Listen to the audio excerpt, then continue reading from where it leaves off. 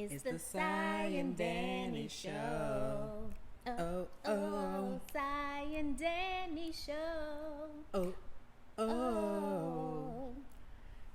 Welcome back to a regular episode of the Sy and Dani Show. I'm Sy. And I'm Dani.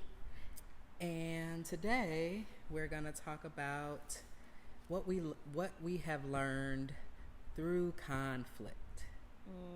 The lessons we have learned. We've learned. Some lessons, not the lessons, because there's lessons. lots of lessons, but Yes. some of the lessons that we've learned through Managing conflict with each other. and others. I think like some of the ways that we manage conflict with each other carries out or carries over into ways we manage it with other people too. Yeah. So I guess I want to start by, this is one of those episodes to acknowledge this is not, we're not offering advice of what you all should do, but we're just kind of naming what has worked for us. I think I want to get the hardest ones out of the way. Okay. And for me, the hardest lessons I had to learn growing up in a home with domestic violence is that hitting is never okay. I think most folks would probably act. I feel like we act as if we know that because we feel shame about the truth of the matter is, without really great coping strategies, sometimes people resort to violence, especially in queer relationships, right? We've seen the ways that domestic violence rates might. I'm not about to profess to know the truth about nothing about that, but I would imagine that we need to be careful even in those relationships too. Yeah. I was about to keep going because I'm like, there's something about the same sex part of the relationship that I think can make some of the rules around, like, don't hit a so-and-so, right? Like it just becomes complicated. And so, I think one of the greatest lessons I've learned is that conflict can look so many different ways, but there are certain lines that we just should never cross, because I just think it gets really dangerous. Yeah, for sure.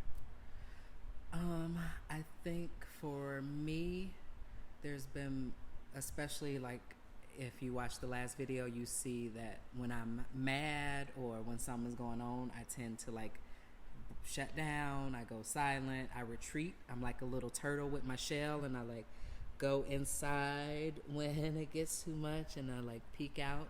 And I've had to, learn to like stay out a little bit, like longer and more, even when it's uncomfortable, even when it's like I don't want to be out because I feel protected in my little shell. And so I just think, just staying present. Staying present. Yeah.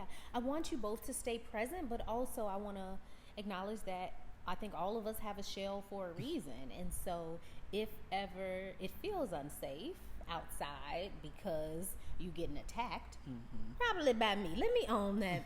If you going in the shell, I'm knocking on the shell, right? Like I think if we were at opposite ends of a continuum where he would retreat, I am going to keep approaching. Historically, it would be to the point of like not respecting your boundary or your need to retreat. And so I think a lesson that I learned is like, trust that if he needs to go into his shell, it's for a good reason. And when he's ready and able, he'll come back out. And when I trust that and hang back versus hover, I get better results, actually. I feel like it moves quicker. Yeah. And I think in that, like, what I've had to learn is when I do go in my shell, I used to like, ruminate and like latch on to whatever the bad thing was and just like over and over like be in that, and what you feed grows. And so I was feeding that energy, and now if I do need to retreat, what I'm trying to do is like, what do I need to come back, or what will I say when I come back, or what do I want this to be, versus like, I don't know, whatever the thing was, whatever the issue was that we were like not agreeing on. I can't believe I don't do that anymore. Well, I think changing our thought patterns, becoming so aware of how do we think, and because there's certain internal scripts that come to me pretty automatic, and it could be something like he don't never do X, Y, and Z, or he always blah blah blah, and being able to hear one how extreme that language is, and like there's always other examples, right? It's never. It's There's always other examples. It's never what you think. It's always and never. Yeah, it's hard to not use those always and nevers. I mean, I know we called them fighting words in the past because it would be the thing that accelerates the conflict. You know? Yeah. Because it's like you come to the defense, like I don't always do nothing, or like, you also always. Ooh, so that's another one, right? Tit Like for tat. Yeah. Ooh, that was a good one. When it's somebody's turn to have an issue, they get to have that issue, and you don't get to like come and be like, I got an issue too. And I love to do that. I mean, because although I can't do my told you so's anymore, which I used to do a whole told you so dance before I learned that was so. Told you so. I didn't know that was like immature. I actually felt like I was right, and I needed to demonstrate that I knew I was right back in the day when you thought I was wrong. But what I've learned, that was not a very empathetic, kind way, compassionate way to move through the conflict. And so now, even if I think it, I won't say it. Yeah. And I don't do the dance anymore, but I used to. Yeah, I remember that. And I remember that tit for tat thing. Yeah.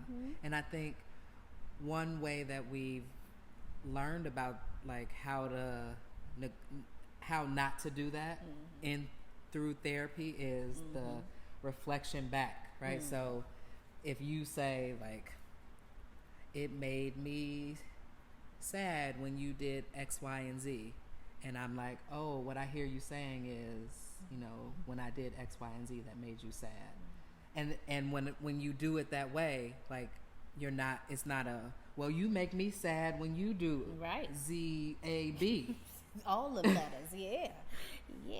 Because and eventually we will get to my all my grievances, but they don't have to take precedence or take up space when you're trying to communicate something. Yeah.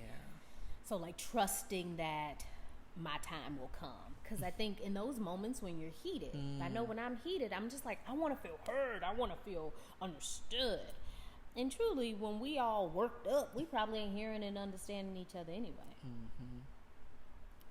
Yeah, it's funny because I guess I'm having to try to think back to a time when we are that worked up. I mean, I think we still get worked up, especially around food. Yeah, I was like, we was that way last night. We probably about to be that way in a couple minutes because it's about dinner time. Right. Food for whatever. I mean, because you have to eat so many meals a day, and you know, in quarantine there's more preparation of food, but in order to prepare food you have to go get grocery shop to get food. There's just like all these steps to the process of food. And when you're hungry and trying to make a decision about food, I feel like those have been some of our most tense. I mean, seriously, because I wake up thinking about, I go to sleep thinking about breakfast.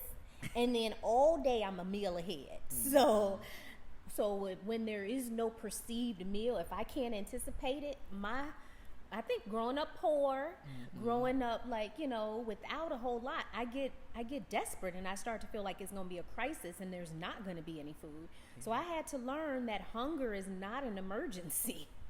Because for me, each time it kind of does feel like that. And because we're trying to eat, I think, a little healthier, I don't really like healthy foods, or I haven't liked the ways that I've learned to prepare healthy foods. And so the things that I would love to gravitate towards, the comfort foods, are not good for us. And we're getting a little older now. And our stomachs is telling on us. And the blood test with the cholesterol test and stuff telling on us. That part. Yeah. And so I can't eat the bacons like I love bacon.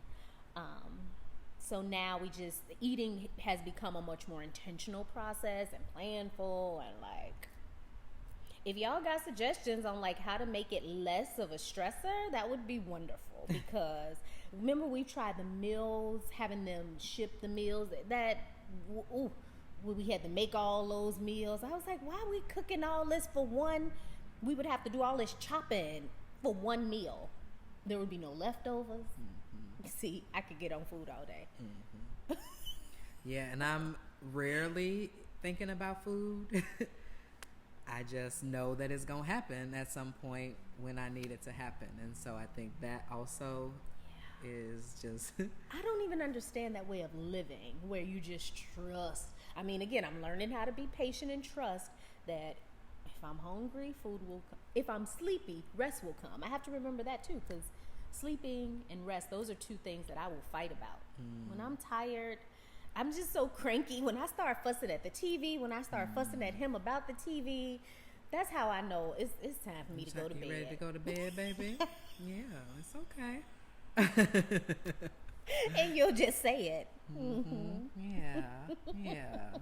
But we've had to learn that, right? So, like, also what we've learned through conflict is that when someone is like on 10 and it doesn't seem like the situation warrants it, we got to check in. Baby, you need some water.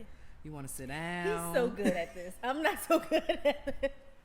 Right? No, I got to give you mad credit for that, because there are times when I'm like fussy baby and I don't know why. I haven't done my self-care things, and so I'm like, and he'll just be like, are you sleepy? Or have you had lunch yet? And it's always, not always I'm doing that thing, but it's like an epiphany goes off and I'm like, oh shoot, I haven't taken care of myself yet. Let me go do my things. And usually after that, I can't even remember why I was so agitated and upset before.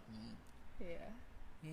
So I think, after 16 years of knowing each other, 14 years of dating, 12 years of marriage, like, there have been lots of conflicts because we are two different people. Like, we were raised different. We have different perspectives, even some different values around some things, right? And that has contributed to, like, why you don't do it my way? Exactly. Why you don't do it my way? And I think what we've learned in conflict, we used to always say different is not better or worse. Or I guess we still say that, right? So, like, just because you clean the kitchen different than me, that doesn't mean that it's better or worse. And I think we've had to like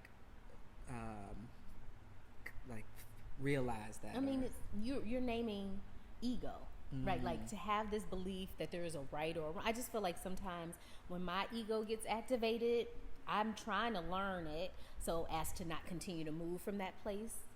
And so, like, checking myself of, why am I coming so hard about this thing? Why do I feel like I got to be right in this moment? Why do I feel like I need the last word?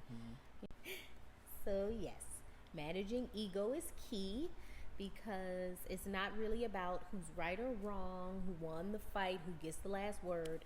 I want harmony and joy. And so I'll choose peace over power. Peace over power. Yeah, so we have definitely learned so many lessons and continue to learn lessons every day, and will, right? Because we've signed up for till death, and so until one of us dies, we'll be learning lessons about all kinds of stuff, and conflict is just one of those. Certainly. It is a very poignant way to learn a lesson. Yeah. So, yeah, thanks for tuning in to this episode, and thanks for witnessing our editing skills. We are sending you lots of love and light from our couch to your hearts. Take care, everybody. Bye.